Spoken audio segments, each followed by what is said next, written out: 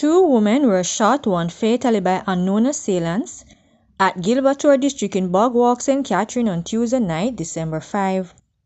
The deceased is 46-year-old bartender Carlin Wright from Norbrook, St. Andrew. The Jamaica Constabulary Force said reports are that about 10:30 p.m., Wright and the other woman were inside a yard when they both heard several loud explosions sounding like gunshots.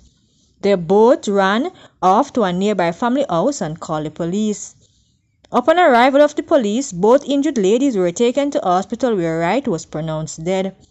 The other woman received a gunshot wound to her left leg and was treated and released. Investigation continues, the JCF added.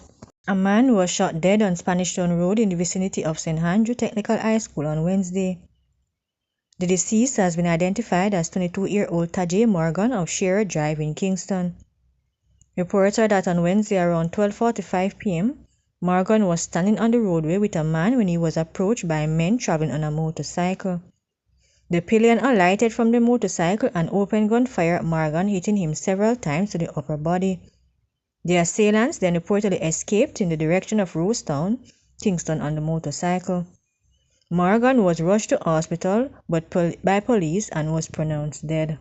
Lawmen assigned to the Portmore police station arrested and charged two men after one of them was reportedly shot and injured with his own gun during a dispute at a racetrack in Caymanas, Portmore, St. Catherine on Tuesday, December 5.